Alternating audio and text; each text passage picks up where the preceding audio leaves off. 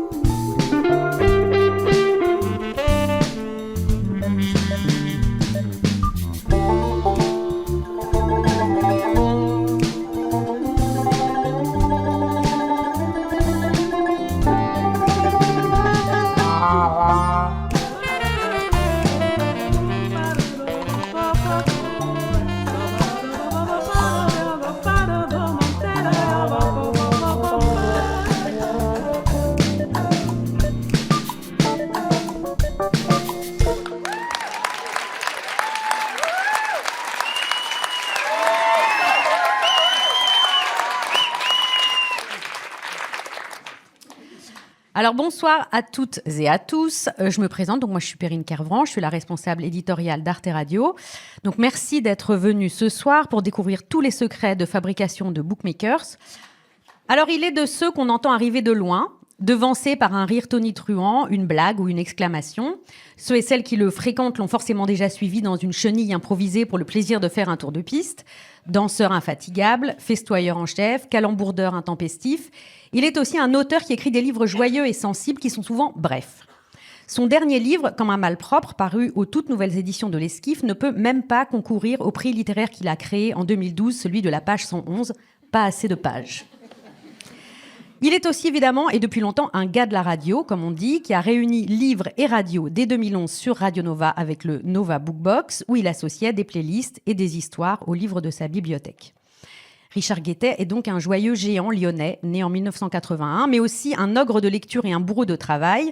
On est bien placé pour le savoir, puisque depuis 2020, tous les 2 mois, on l'observe dévorer l'œuvre et la totalité des entretiens des autoristes qu'il reçoit dans Bookmakers. On en compte 40 désormais. Ensuite, il les retient en otage pendant parfois plus de 5 heures, sans les nourrir, en les hydratant à peine, sur un tabouret inconfortable, avec sous les yeux 35 pages de questions, des piles de livres pour en tirer 3 heures d'entretien. Ça a dégénéré parce qu'au départ, c'était 3 fois 30 minutes. Des entretiens enregistrés et montés par Mathilde Guermont-Pré. C'est grâce à elle que toutes les auteurices passées chez Book pensent qu'ils sont de parfaits orateurs à la parole fluide, alors que pas du tout, ils font et comme tout le monde. Le tout mis en musique par Samuel Hirsch et réalisé par Charlie Marcelet, qui adore être sur scène. Applaudissements.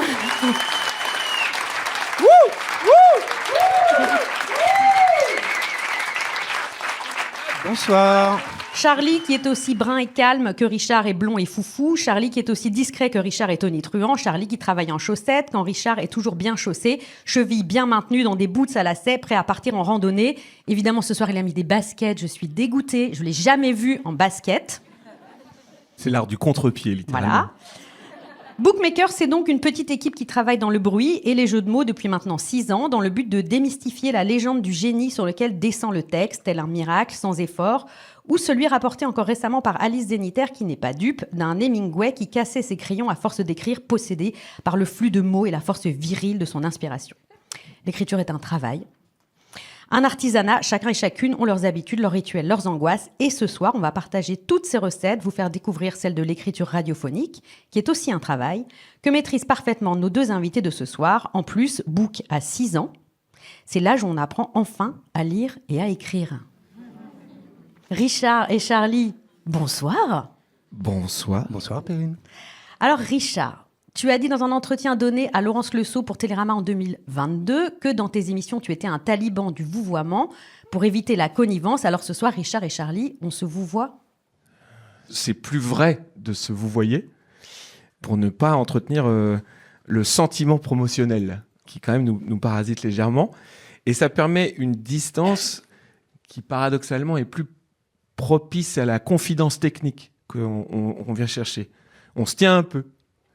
Et puis, sur ces 40 entretiens, il y a 25 personnes que j'ai jamais revues, ou alors à peine croisées de loin. Mais ce soir, en public, pour discuter avec toi, c'est différent, parce que les gens qui sont là se doutent que nous nous tutoyons dans la vie. Donc, il serait un peu faux de se vous voyez, ou alors, on le fait par jeu. Voulez-vous jouer, Perrine Kervran? Avec plaisir, Richard. Jouons. Si vous deviez résumer votre œuvre radio à un seul mot, parce qu'on est quand même dans Bookmakers, lequel? Ne réfléchissez pas trop. Très bien. Alors, c'est un mot... J'aime bien que quelqu'un ait dit dans le public, c'est la question rituelle. C'est un mot autour duquel je tourne pour à peu près tout ce qui concerne mon travail, mais ça ne veut pas dire que je le suis. C'est un mot à manipuler avec précaution. C'est le mot anticonformiste. Alors, je vais me permettre de citer mon idole, Brigitte Fontaine, le plus grand poète français vivant, qui dit « Il n'y a rien de plus conformiste que les personnes qui se disent anticonformistes ». J'aime bien ce mot malgré tout. D'abord parce qu'il est long, il y a 15 lettres. Et ensuite, parce qu'il oblige, et ça c'est la réponse à votre question, chère Perrine, il oblige à se poser la question du format, donc des règles, donc de ce qu'on peut faire ou pas, du ton, de la durée, du langage, et du bon dosage entre la vérité et la fantaisie. C'est-à-dire, quelles sont les frontières du royaume, jusqu'où on peut aller. Et ça marche pour l'émission littéraire que j'ai animée 9 saisons durant sur Radio Nova. Ça marche pour un podcast de 42 heures que j'ai eu la joie de superviser pour Radio Nova aussi, qui s'appelle La Danse du Zèbre. Ça marche pour une série de 231 épisodes sur les utopies, les futurs désirables, qui s'appelait L'Arche de Nova. Ça marche évidemment pour les records folichons du professeur Cornichon, qui est un podcast pour enfants qu'on a lancé l'année dernière sur Arte Radio. Est-ce qu'il y a des gens qui ont écouté les records folichons du professeur Cornichon? Et ça marche diablement pour Bookmaker, parce que la question que je me pose tout le temps, et vous en savez quelque chose, qu'est-ce qu'on peut faire, qu'est-ce qu'on peut pas faire? Effectivement, il y a des règles, on les enfreint de temps en temps, ça c'est cool, j'aime beaucoup ça dans l'émission. Tout le temps. Le premier mot qui m'est venu, c'est long. Mais dans le bon sens du terme. On le travaille, on prend le temps. Voilà. Et qu'est-ce que vous coupez toujours? Toutes les questions qui n'amènent rien, et la plupart du temps, c'est des relances. C'est-à-dire, mais encore. Vous avez un exemple? Parce qu'en fait, souvent, il faut aider l'accouchement de la pensée. Donc, moi, je suis quand même là pour soutenir l'échafaudage d'une réflexion, d'une auto-théorie. On coupe tout, quasiment. Ah bah non. Franchement, on passe notre temps à couper, en tout cas. C'est vrai, mais on coupe les bafouilles et les répétitions d'une même idée, sauf quand elles sont signifiantes sur le plan émotionnel. S'il y a de l'émotion, c'est bien. Si on a besoin d'un peu de temps pour respirer, ou si ça nous dit que la personne est un peu troublée, à ce moment-là, c'est bien. On coupe aussi les blagues ratées. Et je parle des miennes. On coupe les explications laborieuses. On coupe les approximations et les mensonges involontaires, c'est-à-dire les trucs faux, mes erreurs à moi, sauf ou les choses que malheureusement qui sont fausses dans la bouche de l'invité, mais que je ne pouvais pas vérifier sur le moment. Mais surtout, on coupe, non pas tout, mais la moitié de tout ce qu'on enregistre. Je demande aux invités en général de venir pour 4 heures. Ça, c'est l'annonce de base. Le mensonge de base. Oui. Et ça effraie, par exemple, 2 écrivaines notoirement fantastiques, qui sont Annie Ernaux et Jean Echenoz, qui, quand ils ont vu 4 heures, non merci. Et vu que je n'arrive jamais à faire tenir mes questions en 4 heures, fort de tentatives de séduction polies, j'essaye de les faire rester 2 heures de plus. L'entretien le plus court, c'est Sophie Divry à 2h45 de rush intégrale, parce qu'elle avait un train à prendre, et ex aequo avec Pierre Michon, parce qu'il est assez malade. Le plus long, c'est tout récent, c'est Dominique Manotti, que j'ai surnommé la mamie rouge du roman noir, parce qu'elle a 83 ans, et que c'était un peu plus difficile de la faire revenir sur les coulisses de ces très bons romans écrits à la fin des années 90. Donc, du coup, Combien de temps d'interview, ça? ça, c'était 7h41. En 2 fois. Sur 2 après-midi. Peu importe la durée de l'enregistrement, je dois apporter à Charlie Marcelet, ici présent, un pré-montage qui n'excède pas 3 heures. Cet homme ment. Mediapart est sur le coup pour savoir si je mens. Est-ce que vous voulez une définition de l'écriture? J'entends rien.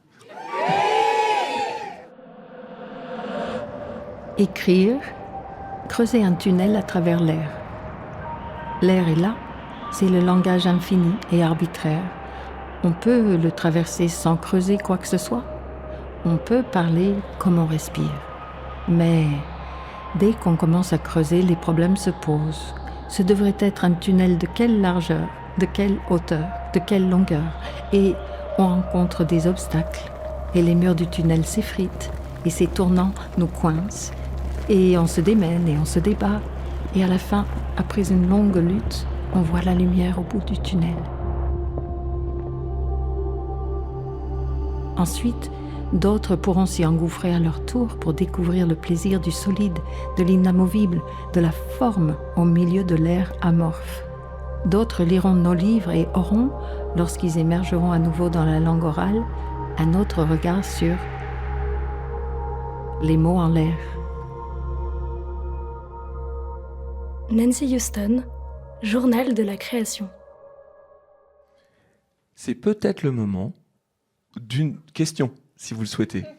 Est-ce qu'il y a quelqu'un ici qui voudrait partager sa technique d'écriture, quelque chose qui l'aide à produire du texte, ou peut-être un peu plus facilement, est-ce qu'une fois vous avez entendu un conseil d'un bookmaker qui a déclenché quelque chose chez vous d'un peu fertile? Je m'appelle Maëlys. Et ça me fait penser à l'épisode de Lydie Selver, où ça m'a beaucoup déculpabilisée de l'entendre dire qu'elle écrivait allongée dans son lit.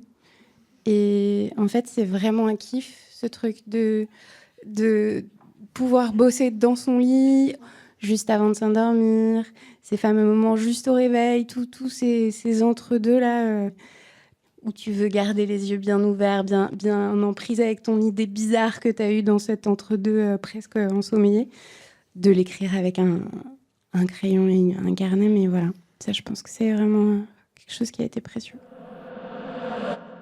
L'écriture est associée pour moi, mais vraiment, à la volupté. Et je ne suis nulle part aussi bien que calée dans des oreillers, avec une couette, avant avec mon chat Bibi qui se mettait à côté de moi. Ça faisait partie du rituel délicieux pour écrire et je continue.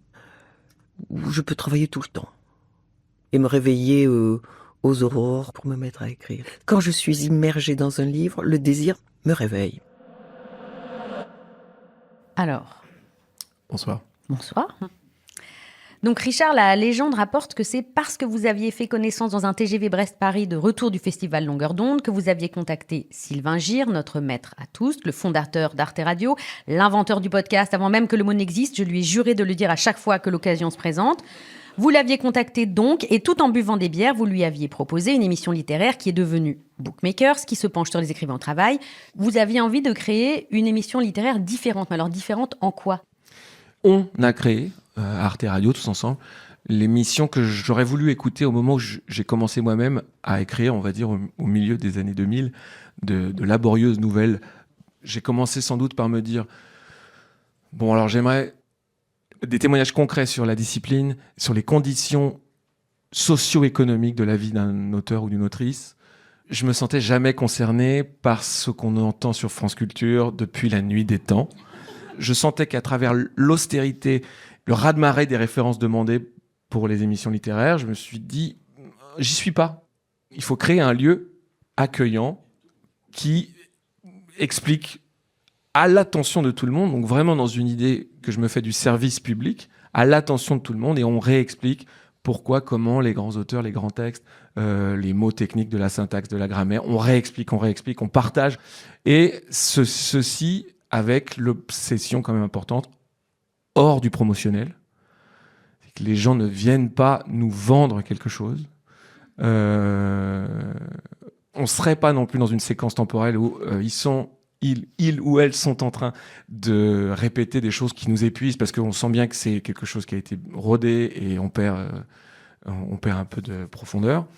Et aussi se construire contre des programmes littéraires qui se focalisent sur le sujet du livre, et souvent des sujets de société, sans regarder la matière elle-même, c'est-à-dire la langue, le style, la structure. En fait, c'est pas juste des prétextes à parler de sujets de société, les bouquins. C'est aussi une plongée sensuelle dans ce qui nous relie tous et toutes. C'est la langue, en fait. Voilà. Et ça, il faut pouvoir le dire, parce que c'est compliqué à manipuler cet étrange animal furieux et doux qui est notre langue. Vous avez raconté dans un entretien joyeux et passionnant en 2023 à Thomas Guillou Bataille pour les audioblogs d'Arte Radio que vous aviez joué à la radio quand vous étiez petit, mais j'ai l'impression que votre école d'écriture, ça a plutôt été le journalisme, la pige pour Le Progrès, rubrique Vie de quartier, puis à Lyon Capitale au sein des pages culture. Ensuite, vous avez monté un magazine avec des amis, Trublion, et enfin écrit des papiers pour Technicart, entre autres, et vous dites d'ailleurs vous êtes ressenti comme un plouc de service chez les branchés. Je le confirme. Qu'est-ce que vous avez gardé de l'écriture journalistique ? Une fois que j'ai dit ce dont je ne voulais pas, il fallait que je me demande, je veux faire quoi ? Je me suis souvenu que mes rares références en matière de journalisme littéraire, c'est une très vieille revue américaine qui s'appelle The Paris Review, qui nous a proposé à partir des années 50-60 des entretiens très profonds, puissants, avec Marguerite Yourcenar, avec Jack Kerouac, avec Borges. Et c'est une revue qui continue. J'avais trouvé des transcriptions françaises aux éditions Christian Bourgois, donc je me suis dit, tiens, ça s'approche un peu de ce que j'aimerais faire. C'était très précis sur la chronologie des livres, sur les rencontres qui ont permis à des histoires d'exister, sur les rapports entre les auteurs et les éditrices, sur comment on gagne sa vie, est-ce que ces personnes font des petits boulots à côté. C'est quelque chose que j'ai retrouvé dans une revue qui a disparu aujourd'hui, mais qui a quand même un peu marqué les années 2010, qui s'appelait La Femelle du Requin. Et c'est un peu une sorte de grand frère de Bookmaker, parce que 3 ou 4 journalistes allaient voir un auteur ou une autrice, souvent à son domicile, et à 4, ils avaient tout lu. Et c'était une traversée de 5 heures, et le numéro de la revue, c'était 35 pages de conversation. Et je me disais, ça vaut le coup de se lever. Ça, c'est bien. Là, on a quelque chose d'un peu ample. Et sur la question de l'éthique journalistique, en gros, essayons d'être précis et vrai. Ce qui est le b.a.-ba du métier. Hein. Cette petite rigueur, c'est déjà beaucoup de travail. Je le vis quotidiennement depuis 6 ans. Ça ne m'empêche pas de faire des erreurs de temps en temps. Mais je me dis, c'est quand même le strict minimum à un moment un peu étrange où on traverse tous et toutes... une séquence de post-vérité où on remet en question la production même des médias qui étaient jugés comme garants de la fiabilité journalistique, des faits sourcés, vérifiés, avec différents points de vue pour pouvoir se faire son avis. Enfin, si vous permettez, mais bien sûr. Je pense que c'est peut-être le bon moment d'entendre Pierre Christin, le seul pour l'instant invité qui malheureusement nous a quittés. Il a fondé l'IUT de journalisme de Bordeaux, où il a enseigné pendant 35 ans. La seule manière de faire avancer un gars qui veut devenir journaliste, c'est de se mettre à côté du type qui a écrit un article. Et là, on fait du mot à mot, de la phrase à phrase. Et on dit, là, tu veux vraiment dire ça ? Ça, mais regarde, c'est boursouflé. Ça, là, écoute, excuse-moi, ce passage, j'y comprends rien. Et je faisais beaucoup, ça c'est bon, ça c'est pas bon, recommence. Ça c'est clair, ça c'est pas clair, recommence. Ça c'est pas vrai, ça c'est vrai, recommence. Ça tu dis que c'est vrai, mais j'en sais rien. Rien que des choses presque binaires, mais qui permettent de dire qu'à un moment, on est à peu près satisfait d'un papier ou d'un texte ou d'un roman ou d'un scénario. Il valait mieux le faire d'ailleurs que sur 15 lignes, mais d'être à fond dans ce qu'on décryptait. Je décevais d'ailleurs beaucoup de journalistes, ils disaient, mais quelle note vous me mettez ? Je dis non. Tu sais, quand tu es dans un journal, en gros, les papiers, il y a 2 solutions. Ça passe ou ça passe pas. Eh ben, ça passe pas. Voilà. Mais peut-être que dans 2 heures, si tu le reprends, je te dirais que ça passe. Hein. Né en 1938 à Saint-Mandé et disparu en 2024, Pierre Christin répétait qu'il n'y avait en gros que 6 règles d'écriture, formulées par son maître George Orwell. En voici quelques-unes. Jamais de métaphores ou de figures de style usées jusqu'à la corde, comme « Elle découvrit le poteau rose » ou « Usée jusqu'à la corde ».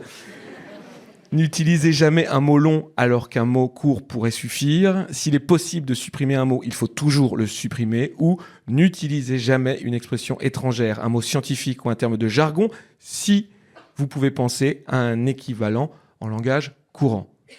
Nouvel appel au public en délire.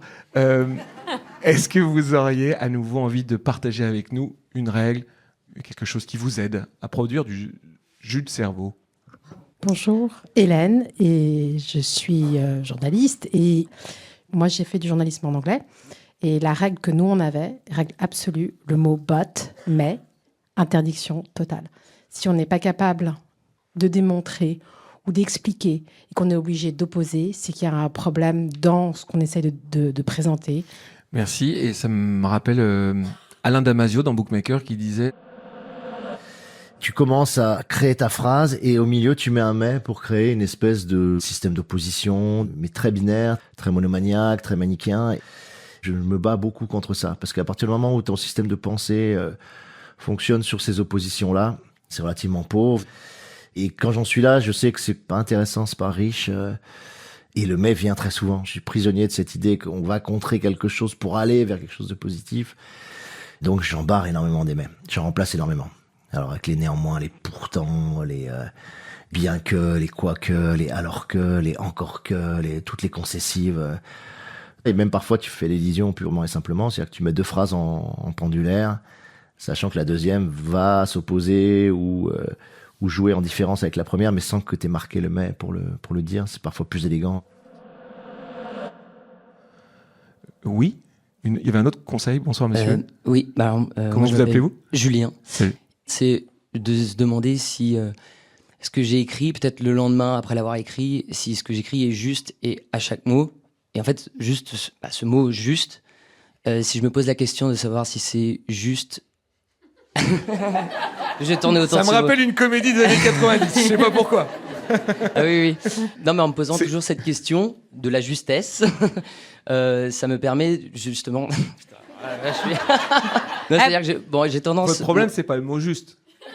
C'est pas le mot non, juste, entre guillemets. C'est chercher le mot juste. Non, c'est la solution, en fait. C'est comme un mot qui résonne dans ma tête quand j'écris. Je cherche la justesse. Et donc, tout ce qui aurait de pas juste, en fait, quand je me relis, je le sens. Voilà. Et généralement, je peux en retirer tout ce qui est autour. Et généralement, il y a beaucoup de choses autour de ce qui est juste. De ce qui est vrai. Sincère. Je crois que vraiment, le mot, c'est pas vrai, c'est pas faux, c'est pas efficace, c'est juste. Applaudissements. Bravo. Si on attaque un peu le vif du sujet, les étapes de fabrication de Bookmakers. Alors, vous lisez pendant 6 semaines les œuvres, les interviews, mais du coup, comment ça se passe ? Vous prenez des notes, vous faites des fiches, des post-it, vous lisez avec un cahier, avec un clavier, vous ouvrez des fichiers. Comment vous stockez tout ça ? Comment vous faites ? Je commence par essayer de récupérer la quasi-totalité de l'œuvre, c'est-à-dire tout ce que la personne en question a publié dans sa vie, ce qui est disponible. Alors, c'est facile quand, au moment où je le rencontre, Nicolas Mathieu a publié 3 romans, c'est facile. C'est plus difficile quand Nancy Houston a publié 79 livres. Je restreins le corpus à ce qui est possible de parcourir en 6 semaines. J'aime bien essayer de le faire chronologiquement. Il faut toujours avoir le premier roman. Parce que la différence de tous les autres, l'auteur ou l'autrice ne sait pas s'il va y en avoir un deuxième. À ce moment-là, il ou elle est tenté de mettre son monde à l'intérieur. Et dans son monde, il y a du génie, des fulgurances, des erreurs extraordinaires.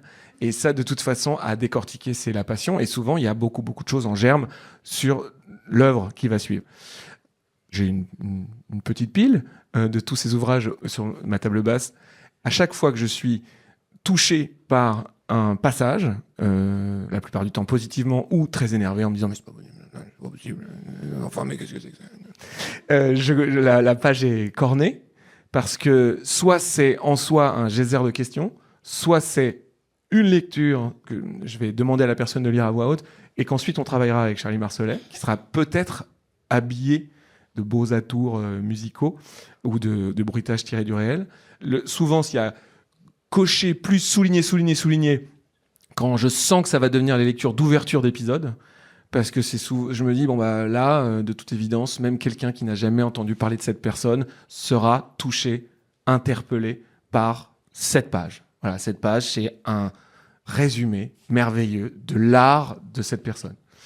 Ensuite, il y a toute une série de notes dans la marge pour me dire qu'on comprend pas, fabuleux, très marrant, chelou. J'ai malheureusement une espèce de... Je sais pas comment on va appeler ça, un toc ou une machinerie étrange à l'intérieur de ma tête. Tu dis super pouvoir d'habitude, mais... Je remarque hyper bien les répétitions. Donc, j'ai toute cette embouille de livres annotés, cornés. Je lis toutes les interviews disponibles sur Internet données par cette personne. Bon, si c'est quelqu'un qui, comme Daniel Pénac, qui est en activité depuis le milieu des années 70, il y a beaucoup. Donc ça dure entre 3 et 6 jours. Et à chaque fois, je suis à la recherche, d'une part, de très bonnes histoires, c'est-à-dire vraiment d'anecdotes sur la fabrique de l'écriture, les coulisses de fabrication de leurs livres, et surtout, j'essaye de voir qu'est-ce que mes confrères et consoeurs leur demandent tout le temps. Ils sont fatigués de les raconter. Du coup, en général, c'est vrai, de bonnes histoires, mais c'est des histoires que moi, je vais résumer à partir des versions que j'ai trouvées pour essayer de reconstituer. Bon, alors là, la grande rencontre de votre existence, c'était ça. Je vous inflige pas la corvée de devoir le refaire, mais c'est bizarre. Quand vous le racontez, vous dites pas toujours la même chose. Et ça donne lieu, dans l'épisode avec Daniel Laferrière, à un truc un peu marrant, où il se contredit, il réinvente sa propre vie, et il arrive à cette définition extraordinaire de l'écriture. C'est le mentir vrai. Des fois, je change de lieu, des fois, je change de jour. Mais je ne change pas le récit lui-même. Mais sinon, je pourrais pas vivre. Sinon, vous vous ennuyez. Je raconte pour m'amuser aussi.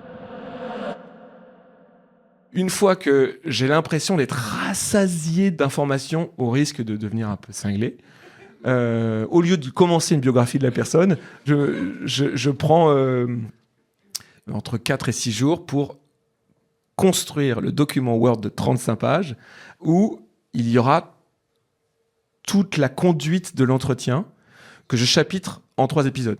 J'identifie soit des thématiques, tiens, il y a plusieurs livres qui parlent de ça, soit des périodes à l'intérieur de l'œuvre, et j'essaye de voir les points de rupture et les lignes de force.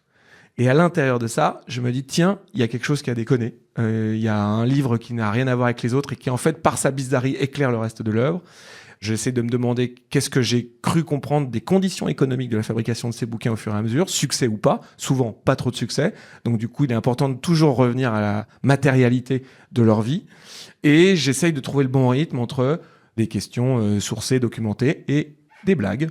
Parce que, en fait, quand on rigole, on retient mieux les choses compliquées. Ça nous fait une petite respiration. Voilà, et ensuite, je relis tout, j'enlève ce qui me paraît inutile ou trop compliqué, et je me pointe gentiment au studio d'Arte Radio, où je retrouve Mathilde Gamompré, que je vais vous demander d'applaudir, qui est derrière la cabine, là-bas. Et qui depuis 3 ans, assure les prises de son de Bookmaker. Elle fait aussi les plannings de production. C'est quand même grâce à elle que cette série, elle est rendue à l'heure et que tout est possible, en fait. Et que les dessins de Sylvain Cabot, qui sont derrière nous en ce moment, sont rendus, pareil, en temps et en heure. Et elle le fait depuis 3 ans, suite à Sarah Monimard, qui l'a fait elle-même pendant 3 ans, c'est-à-dire chargée de production et preneuse de son. Sans elle, nous ne sommes rien. C'est aussi une autrice qui a fait des formidables Absolument. podcasts, L'autre mère, c'est elle qui a fait les répondeurs.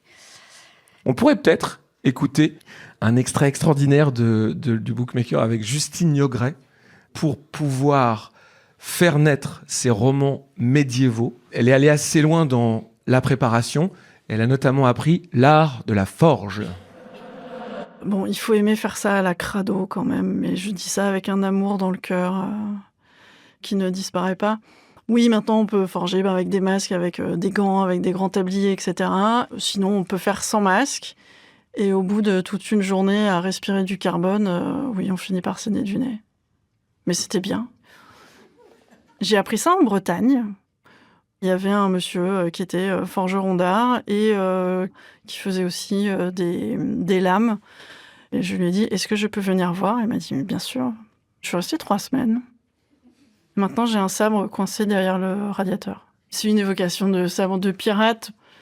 La Garde, c'est un Knorr. C'est un bateau scandinave avec une tête de proue dragon. Bien sûr. Dans votre vie quotidienne, je crois que vous possédez aussi une très belle lance romaine d'1,95 m, un pilum. Et aussi ce qui est pour vous la meilleure arme du monde, le bec de Corbin. C'est une épée avec, à l'autre extrémité du manche, un marteau et un pic. Vous aimez lire des bouquins très chiants sur le classement des épées vikings. Vous avez aussi une cotte de maille dont vous ajustez les anneaux. Oui, bien sûr, c'est moi qui l'ai faite. Vous avez un manteau de laine de l'armée russe en Sibérie qu'on appelle une bekesha. Vous avez des chaussures cloutées de légionnaires romains, les pompes les plus confortables que vous ayez jamais portées.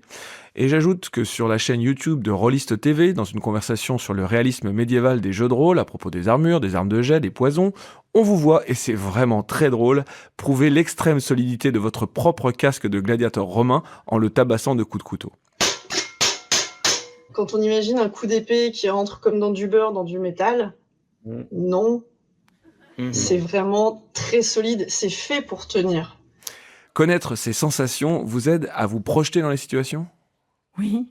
Quand on essaye un vêtement, une chaussure, un casque, etc., on comprend tout de suite en fait où on est.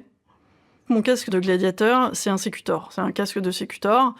En fait, c'est un casque total avec juste 2 tout petits trous pour les yeux qui sont gros comme une noix, à peu près. Et le jour où on met ça sur son visage, on comprend charnellement ce que pouvait être la gladiature. D'un coup, c'est plus gladiator. Et pourtant, j'ai une tendresse absolument viscérale pour cet abominable film.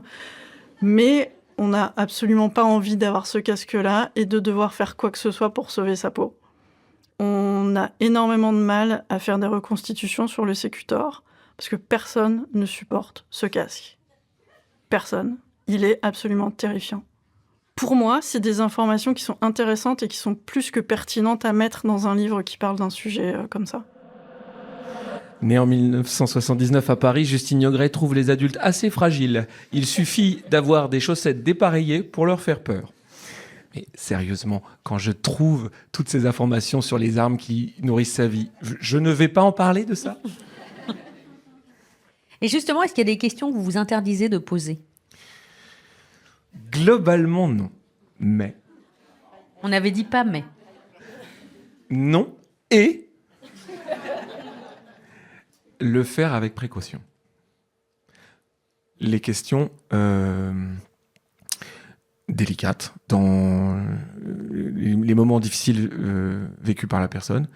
Dans ces cas-là, je demande toujours, est-ce qu'on peut parler de ça ? Justine Niogret a vécu une enfance cauchemardesque. Je demande, est-ce qu'on peut parler de ça ? Parce que vous en avez fait un livre, mais néanmoins, est-ce qu'on peut ? Et avec Charlie, on laisse toujours ces précautions-là, parce que c'est important d'entendre que ça fait partie de notre protocole personnel de les moments compliqués, c'est le cas aussi pour Claude Delhomme, c'est le cas aussi pour Claude Ponty, en fait, il faut demander, vraiment.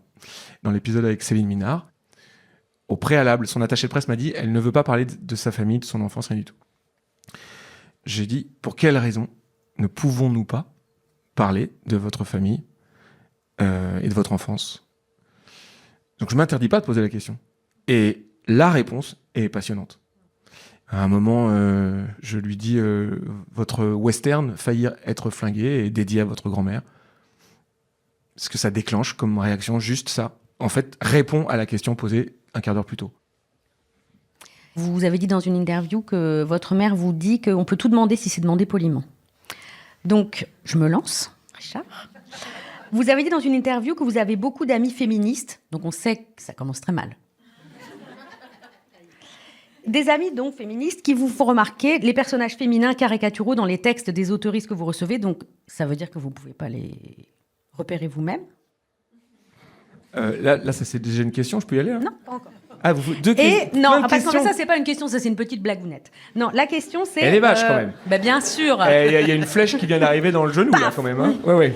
Et donc, ça veut dire que la littérature en général, comment vous essayez de lutter contre ce qui peut être, parfois dans la littérature, il y a un petit côté boys club, notamment dans la littérature de voyage, dans la littérature d'exploration, qui est celle que vous explorez vous-même et que vous essayez de faire autrement. Et du coup, ma question, c'est un peu ça. Comment est-ce qu'on fait pour lutter un peu contre tout cet héritage culturel misogyne de la littérature quand on fait une émission littéraire et qu'on est un garçon? Fabriquer un regard de lecteur, a fortiori de lecteur public, professionnel, comme j'essaye de l'être, ça prend du temps. Adolescent, étudiant, je ne pouvais que constater, avec grand regret rétrospectif, que la quasi-totalité de ma bibliothèque s'est faite par des hommes blancs de plus de 50 ans, souvent morts. Donc je suis pétri de ces premières représentations. Et d'ailleurs, au cours de mes 9 saisons à Radio Nova, où j'animais le soir la Nova Book Box, donc ce jukebox littéraire où je proposais 7 lectures par soir, un jour, une journaliste qui est devenue par la suite mon amie et qui travaille à Arte Radio, Victoire Toyon, m'a dit « C'est bien ton émission, mais tu veux pas lire des meufs, en fait ?» Et cette simple question m'a permis de me dire, passer quelques jours en disant « Non, ça va, il y en a, il y a 2 semaines, par exemple. » Bon, bref. Je me suis dit, le doigt est mis sur quelque chose, et vraiment, il y a une remise en question. Mon regard sur le monde, sur les livres, sur les représentations culturelles, doit changer. En fait, il y a un problème. En lisant le livre d'Alice Zeniter, Toute une moitié du monde, publié en 2022, elle-même fait ce chemin-là. Elle dit, mais c'est dingue, lycéenne, étudiante, passionnée de littérature, autrice à 16 ans, j'ai quasiment que des hommes blancs morts dans ma bibliothèque, ce sont mes héros, je les adore, etc. Donc, même elle est prisonnière un peu de ces représentations. Je dois dire qu'elle a trouvé le titre de ce livre-là dans le bookmaker consacré à Tristan Garcia, où lui-même faisait déjà cet examen en 2020, constatant que parmi ses références, il aime beaucoup les livres de Julien Gracq, et en traversant les livres de Gracq et les entretiens avec Gracq, se disait, il passe à côté de toute une moitié du monde, puisque les personnages féminins sont globalement consternants ou bien caricaturaux, soit c'est des faire-valoir. Vous connaissez sans doute, ça c'est quelque chose que Alice dit avec beaucoup d'humour, la théorie du chandelier. Est-ce que dans le livre, on peut remplacer une femme par un chandelier ? Je crois que c'est une lampe. Bon, écoutez, j'aime bien le 19e siècle. Non, est-ce qu'on peut remplacer le personnage féminin par une lampe ? Si oui, vous avez raté votre personnage féminin. Voilà.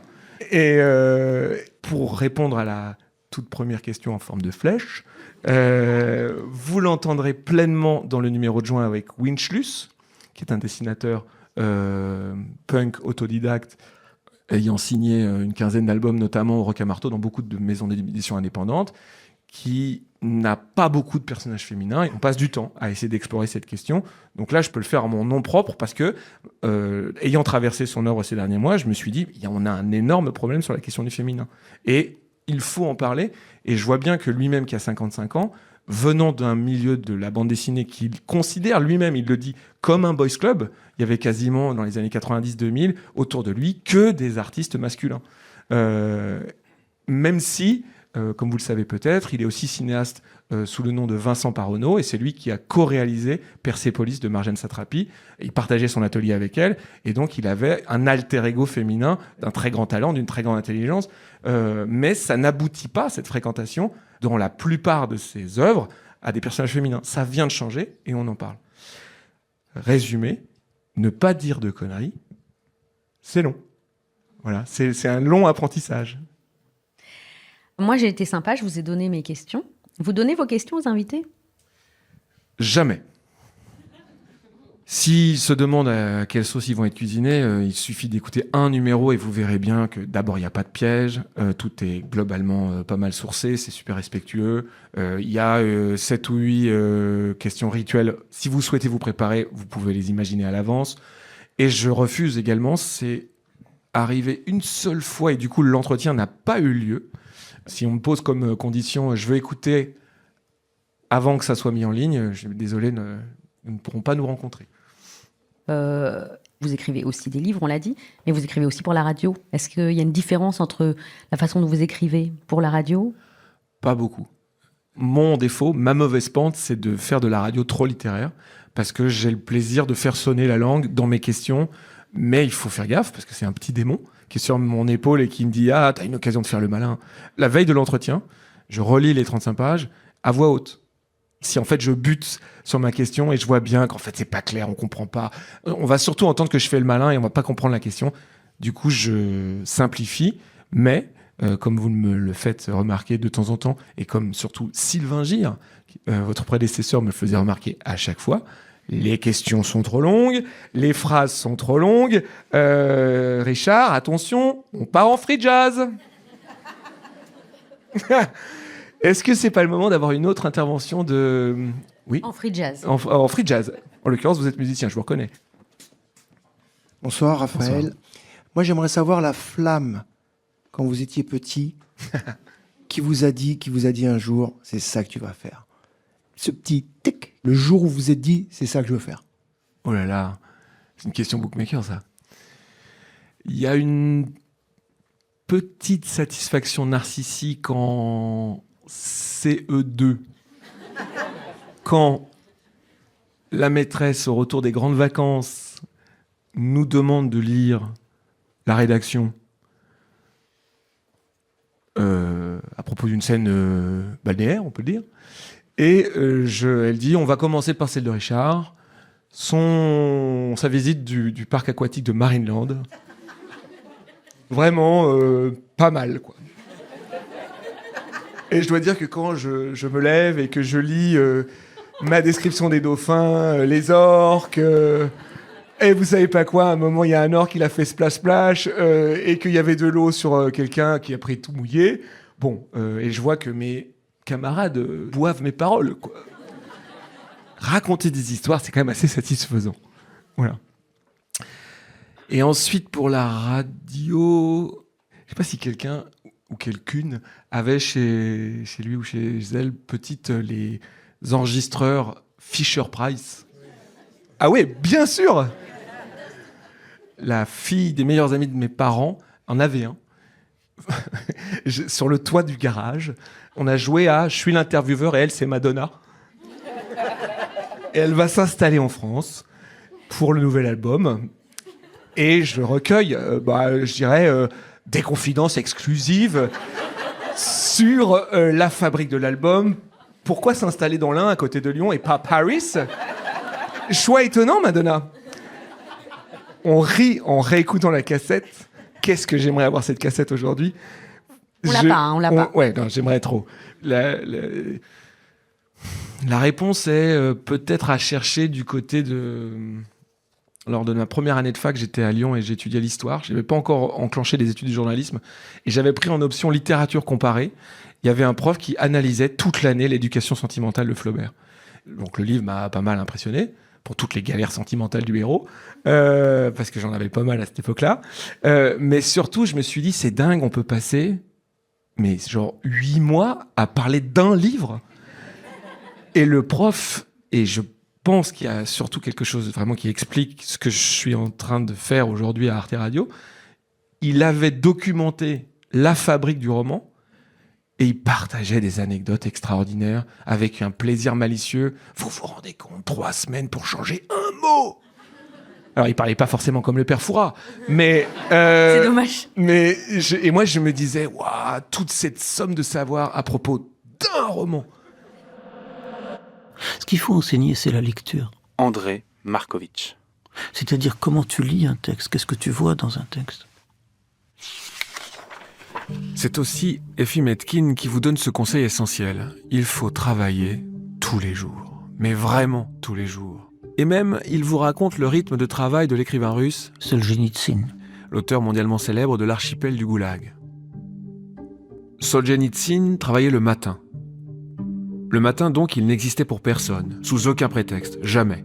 Le matin, il travaillait sur quelque chose de nouveau, sur le livre qu'il écrivait à ce moment-là. Ensuite, l'après-midi, il faisait autre chose. Soit il relisait et corrigeait, soit il écrivait des articles.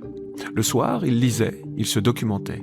Et puis, juste avant de se coucher, il faisait ce qu'il appelait des... Zagatovke. J'ai adoré ce mot. c'est un mot comme il peut y en avoir en russe. Et j'imagine bien Solzhenitsyn l'utiliser. Gotovit, Готовить. c'est préparer.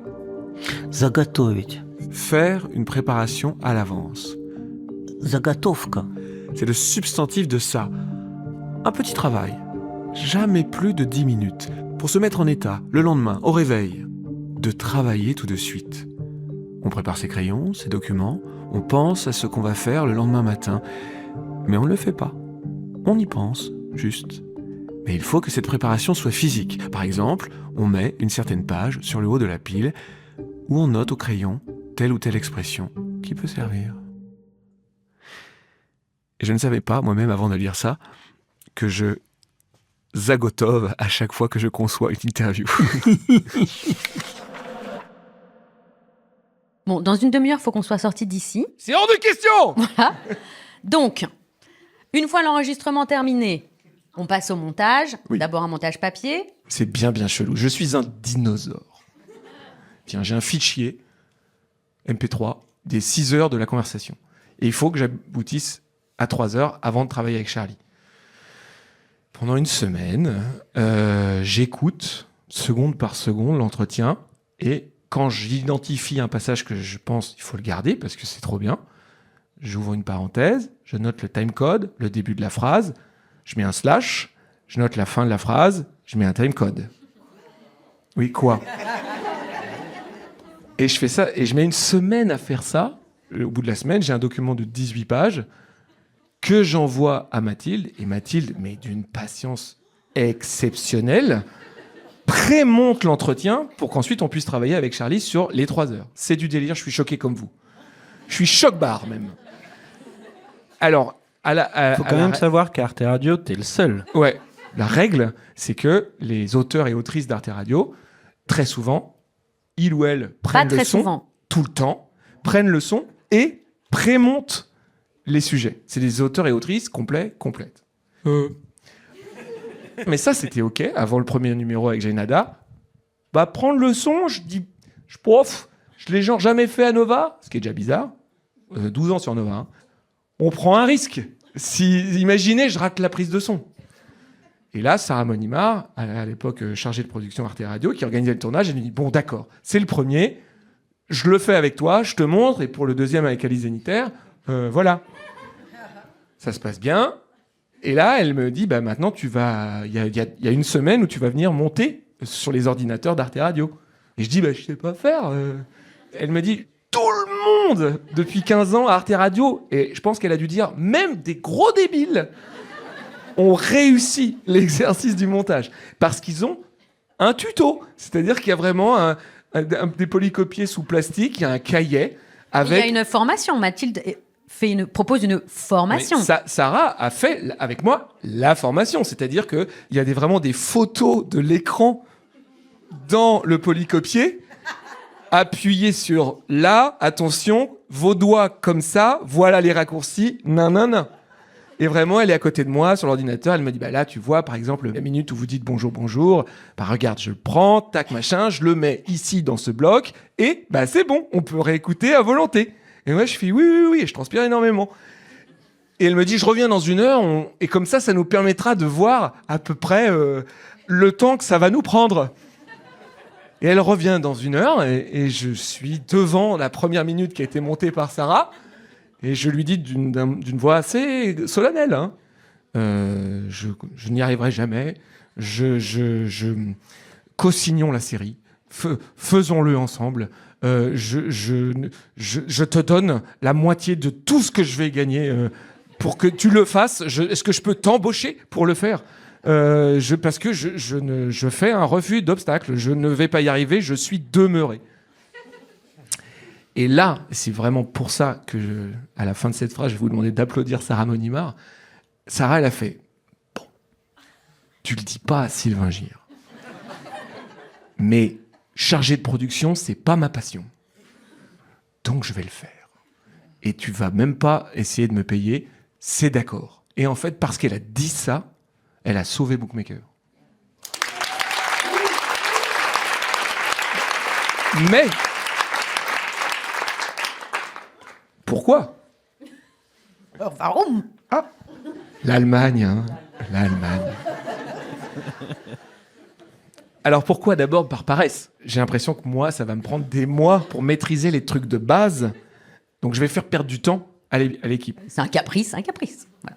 Non mais en tout cas, quelle chance. Hein, quelle chance. Alors moi, je voudrais qu'on arrive un petit peu au moment où vous commencez le montage de cette émission avec Charlie. Ah. Voilà. Rien ne serait possible sans le génie, la rigueur, la patience de ce garçon, qui est devenu, grâce à cette série, comme un frère pour moi. Et j'ai jamais vécu jusqu'à présent une relation de travail aussi épanouissante et non mais faut le dire. Il faut le dire vraiment parce que on se complète et du coup l'un est un peu le garde-fou de l'autre, etc. Donc ça me non, mais c'est vrai. Bromance en direct. Voilà. Ils se sont fait un câlin, je dis pour les auditeurs.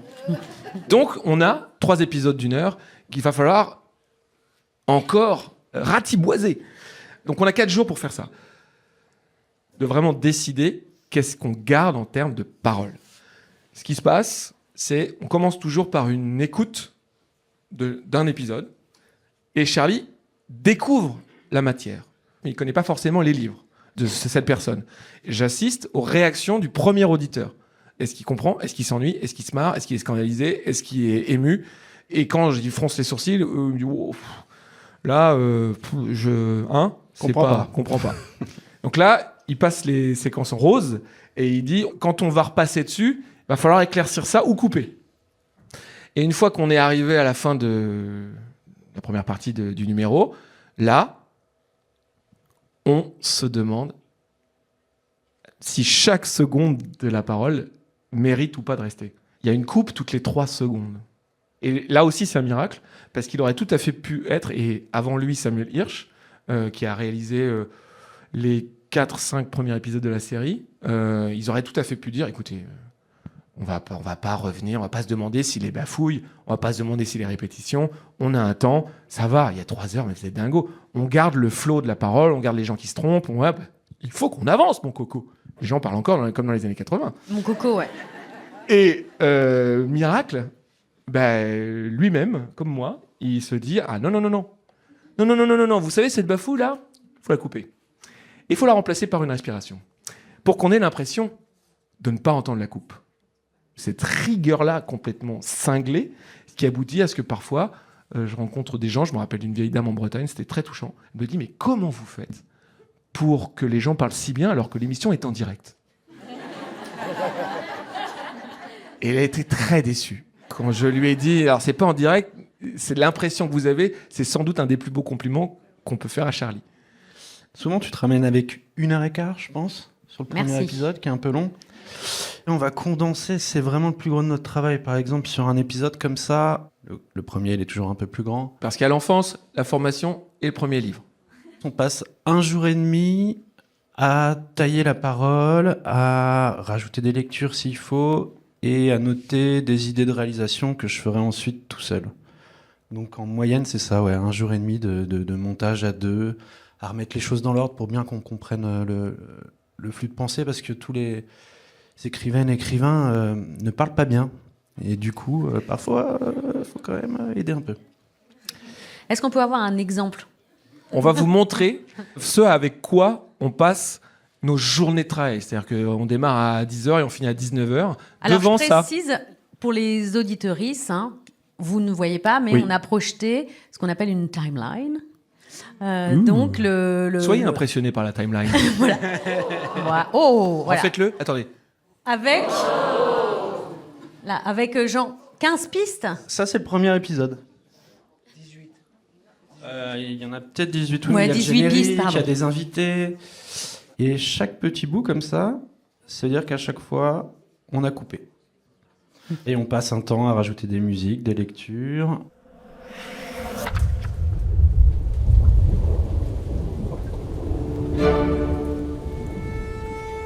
Ma vie n'est pas un continuum. Pas seulement qu'elle se présente en segments blancs et noirs, fragmentés par l'alternance jour-nuit. Car même de jour, chez moi, ce n'est pas le même qui va à la gare, qui fait ses heures de bureau, qui bouquine, arpente la lande, copule, bavarde, écrit, polypenseur, tiroirs qui dégringolent, éparpillant leur contenu, qui court, fume, défèque, écoute la radio, qui dit « Monsieur le sous-préfet, that's me ». Un plein plateau de snapshots brillants. Pas un continuum, pas un continuum. Tel est le cours de la vie, tel celui des souvenirs. De la façon qu'un spasmophile peut voir un orage la nuit. Flash. Une maison nue de cité ouvrière grince des dents dans la broussaille d'un verre toxique. La nuit. Flash. Des faces blanches qui ziotent, des langues dentelles au fuseau, des doigts font leurs dents. La nuit. Flash. Membres d'arbres dressés, gamins poussant leurs cerceaux, des femmes coquines, des filles taquines à corsage ouvert, la nuit. Flash. Pauvre de moi, la nuit. Mais moi, dire que ma vie m'apparaisse comme le fleuve majestueux d'une chaîne de production, ça non, je ne peux pas le dire. Arnaud Schmitt, scène de la vie d'un faune. Traduit par Nicole Taube et lu par Céline Minard. Une des particularités de Bookmaker, c'est que c'est donc une émission de conversation, comme on dit, mais en fait une émission très écrite, très élaborée, très réalisée. C'est-à-dire que c'est pas juste deux personnes qui discutent. Bien sûr. Non seulement il y a tout le travail de couple, mais il y a aussi, grâce à Charlie et Samuel, une mise en onde, vraiment une fictionnalisation de la parole qui est très propice à l'imaginaire. C'est dans l'ADN d'Arte Radio, dans le documentaire, ça transpire dans les émissions. C'est très vrai. On se demande comment habiller les lectures ou les moments où la parole de l'invité fait naître de la fiction. Dans la première demi-heure avec Wajdi Mouawad, le dramaturge, il dit « Je ne me sens pas propriétaire des histoires que j'invente ». Et il commence à me raconter une histoire et j'ai l'impression qu'il l'a fait naître sous mes yeux. On se dit, il faut faire une création sonore à partir de ça, parce que ce cadeau-là, il est un peu dingo. Parler de mon écriture, ça me semble une grossièreté absolue, quoi. Je peux dire mon écriture comme si c'était à moi, ou parler de mon spectacle comme si c'était le mien. J'ai plutôt tendance à voir les choses comme étant de l'effraction. Vous vous promenez à la campagne et puis vous passez devant une maison qui vous intrigue. Vous vous en approchez, vous regardez à travers les vitres, vous frappez à la porte, mais la porte est ouverte. Prenant votre courage à 40 mains, vous rentrez, vous frappez encore, vous dites « mais non, il n'y a personne ». Dès que vous faites ça, vous avez déjà vachement peur que le propriétaire débarque. Vous faites le tour. Puis là, vous êtes dans un salon, c'est extraordinaire, c'est chaleureux, c'est chaud, il y a un canapé. Tout à coup, vous êtes fatigué, vous vous endormez, vous somnolez.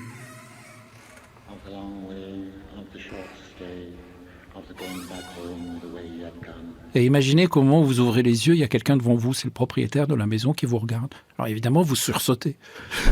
C'est-à-dire, ce sont un peu des jeux, mais ces jeux ne sont pas arbitraires. En tout cas, ils ne sont pas arbitraires pour moi. Et puis, le premier truc, c'est vous vous excusez, vous êtes, voilà, vous voulez juste vous dire non, pardon, je suis pas. Puis imaginez que le propriétaire vous fait signe en vous disant ne nous énervons pas, et imaginons même que ça se passe dans un pays étranger dont vous ne connaissez pas la langue.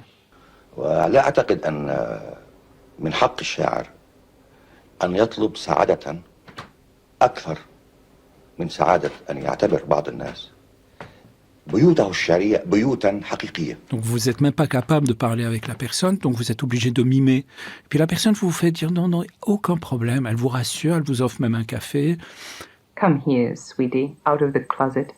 Well, what do you think of that? Et puis il se passe quelque chose tout à coup d'unique. Vous êtes accueilli. Ce sentiment d'hospitalité profond vous bouleverse. Vous sentez que cette personne qui a dû vous regarder dormir en plus, chez elle, ne se méfie pas de vous. Vous finissez votre café, c'est fini, vous posez la tasse, vous faites un signe de revoir et vous sortez. Eh ben, le rapport que j'ai avec l'écriture, c'est exactement celui-là. J'ai pas le droit d'être là, mais l'écriture m'accueille. Elle est avec moi, elle me dit pas de problème, tu peux rester là, mais c'est pas chez moi.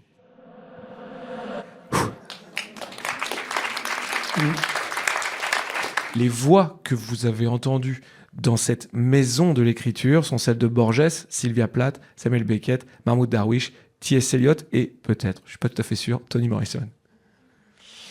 On a le devoir de faire exister un endroit où des écrivains et des écrivaines du passé lui donnent l'autorisation d'écrire.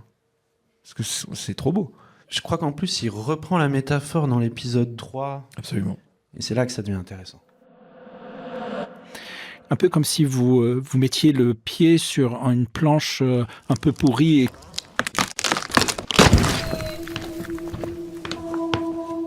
que votre pied s'enfonçait et vous découvrez qu'il y avait un sous-sol. Eh ben, je tombe dans ce sous-sol et je découvre dans ce sous-sol des choses que j'ignorais. This is the main character reminiscing about his home. Bon ben, et puis je tourne tant que le soir arrive. Et puis à un moment donné, je me dis, mais il y a combien de sous-sols? Come here, sweetie. Believe me, they'll bury you in it. Et à un moment donné, j'ai l'impression d'avoir trouvé le fond, le nerf de ce chapitre. C'est quoi le meilleur conseil qu'on vous a donné pour cette écriture radiophonique? Ou est-ce qu'il y a quelque chose que vous avez retenu, que vous appliquez quand vous faites Bookmakers? Mon autre démon personnel, c'est vu que je veux tout savoir, je me noie, mais complètement. Je me noie dans mes recherches, je me noie dans mes questions, je me noie dans le temps. On a eu une conversation qui nous a fait beaucoup de bien. Une saine conversation. Un peu comme une thérapie de couple, Perrine, il faut le dire. On était un peu en crise. Ouais, suite aux 7h41 avec Dominique Malotti. On était vénère. On était un peu genre, oh non mais ça va, cette dame a droit, elle aussi, à une traversée de son œuvre, et s'il faut 7h41, il faut 7h41. Et de ton côté, tu disais, non, mais en fait, il y a des limites de production, en fait, il y a du temps, il y a de la fatigue, ça ne va pas, Richard, et tu te fais du mal, et c'est vrai. Et donc, du coup, je vois bien que je suis dans une espèce de tourbillon. Je me dis, plus simple, davantage de synthèse, arriver à se dire, il ne faut pas que j'ouvre cette porte. N'ouvre pas cette porte avec le petit livre sorti sur le marché japonais à seulement 582 exemplaires, alors qu'il est tellement original, mais n'en parle pas, tu vois, vraiment. N'en parle pas. Voilà. Charlie... souvent, tu vas quand même en parler. Hein. Oui, c'est bien ça le truc. C'est pas faux, hein, c'est carrément pas faux. Alors, la dernière question rituelle de Bookmakers, vous la connaissez tous les deux. Quel est le son du réel, Richard, Charlie, qui correspond le mieux à votre œuvre radiophonique, à votre univers audio?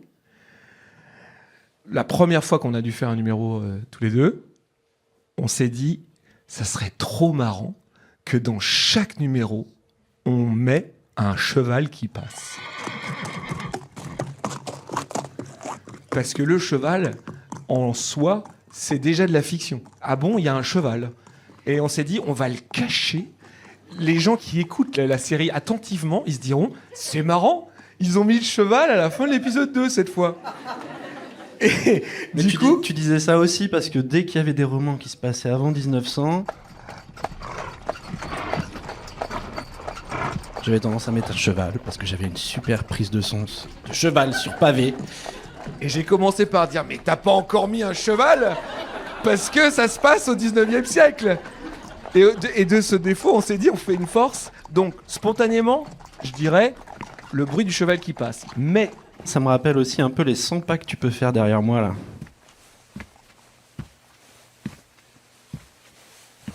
C'est un petit bureau. Il est devant l'écran d'ordinateur que vous avez vu tout à l'heure. Et donc, il y a aussi ce bruit du clic, clic, clic, clic, clic, clic, où il est tout le temps en train d'enlever, remettre, enlever, remettre, enlever, remettre, en suant, en disant « j'en peux plus ». Donc ça. Le bruit des 100 pas, le clic de la souris ou de la barre d'espace, qui est quand même assez régulier. Et moi, pendant ce temps-là, je tourne dans ce petit bureau en cherchant des idées, en riant quand il y a un truc marrant, etc. machin. Et finalement, le truc qu'on fait le plus, c'est reste couper. Donc ça pourrait être aussi un bruit de ciseaux, On supprime autant qu'il est possible le surplus d'adjectifs. C'est les traits ou les beaucoup? Oh, sont des petits adjectifs. Lévitative, lézardet et fruitarien. Totalement les adverbes. Extrêmement, extraordinairement, largement, absolument, impeccablement.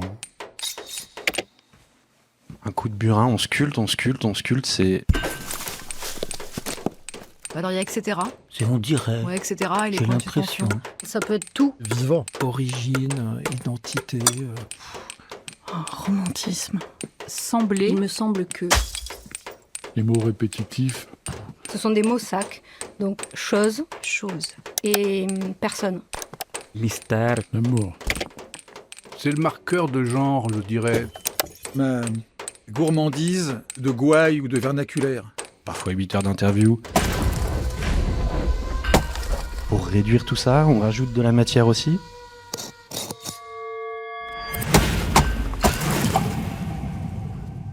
Du coup, à partir de ces bruits de ciseaux et de ces bruits de burin, on en arriverait à sculpter un cheval. Un beau cheval sonore. Est-ce que quelqu'un voudrait partager un conseil d'écriture? Bonsoir. Bonsoir, moi c'est Joyce. Bonsoir Joyce. Et je pense que c'est Nancy Houston qui avait dit « N'écrivez pas quelque chose que quelqu'un d'autre pourrait écrire ». Et puisque vous n'êtes pas très loin... J'ai un ami journaliste qui a dit une chose. Écoutez, ce sujet, il a déjà été fait 1000 fois. Son prof lui répond oui, mais pas par toi. Bonsoir, Richard Guettet. Ce conseil m'a été donné par vous. C'était n'écris pas pour faire plaisir à tes parents. Et ça m'a libérée. C'était la boîte de Pandore. Voilà, donc merci. Alors, comme on arrive quand même à la fin, je voudrais bien, Richard, que vous nous lisiez des conseils que vous donniez à des autoristes en devenir, alors sur le blog de Sophie Andriensen en 2015. Et je voulais savoir si ces conseils que vous allez nous lire, s'ils valent toujours aujourd'hui. Alors, je vous remercie, Perrine, d'avoir retrouvé, suite à vos recherches, ce texte que je ne me souvenais pas avoir écrit. Lis, voyage, va danser, tombe amoureux, parle à tout le monde, lis, des choses variées, classiques ou bizarres. Vole au meilleur, va au cinéma, écoute la musique, regarde des séries télé, sois toujours en mouvement, observe les autres, écris ce qui te fait peur, ce qui est dur à exprimer, ne cède pas à la facilité. Travaille, sois discipliné, travaille, muscle ton savoir-faire, fais de tes défauts des forces, sois exigeant, mais souple aussi, et accepte les limites. Coupe, reformule, vise la clarté, ne cherche pas la renommée avant d'avoir de quoi la mériter. Lis, embrasse, lis, écris, et pendant ce temps, fréquente des artistes dont tu estimes le travail. N'abuse pas des mondanités, mais tâche aussi de t'en amuser, d'y débusquer des appuis, des mentors, des haut-parleurs. Surtout, dis la vérité. Détourner, arranger, romancer, transcender, mais la vérité. Et invite-moi à dîner pour tous ces merveilleux conseils. Tu m'entendras chanter. Et je dois dire que tout reste valable, mais j'ajouterai, embrasse en demandant la permission. C'est très important.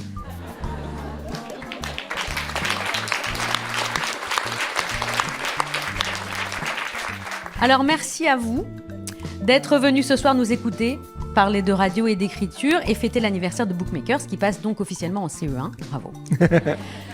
Donc bravo à toute l'équipe de Book, Richard Guettet, Charlie Marcelet, Mathilde Guermont-Pré, Samuel Hirsch et Sylvain Cabot qui fait les illustrations de chaque épisode que vous pouvez voir là derrière nous. Et en ligne. Et merci à tout le reste de l'équipe d'Arte Radio, sans quoi Richard et Charlie seraient encore en train de fignoler leur montage infini et rien ne serait jamais en ligne. Je vais les citer, Chloé Assous-Plugnan, Bastien de Sordi, Victor Candelave, Blandine Bodino, Stéphanie Poncelet et les stagiaires d'Arte Radio, Adèle Toquet, Étienne Bottini, Andrea Cloutrier et Esteban Capron. Esteban qui passait le micro. Générique de Bookmaker composé par Samuel Hirsch, auquel a été ajouté une dizaine d'instruments provenant des reprises et réarrangements que nous confions À chaque numéro a un musicien ou une musicienne. Ce montage est l'œuvre de Timothée Leroll, Esteban Capron et Charlie Marcelet.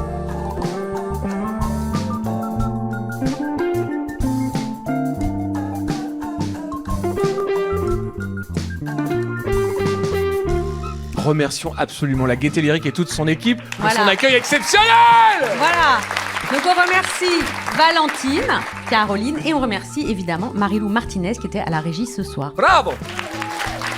J'ai une dernière chose à vous demander. Est-ce que vous pourriez réfléchir là maintenant aux écrivains ou écrivaines que vous aimeriez voir dans Bookmaker ?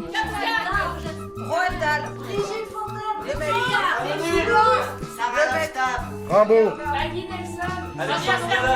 Virginia Woolf, Marie-Hélène Lafont, Marguerite Yourcenar, Pasolini, Oscar Wilde, Howard Button, Jean Genet, Richard Guettet. La prochaine fois, nous recevrons avec joie Winchlus.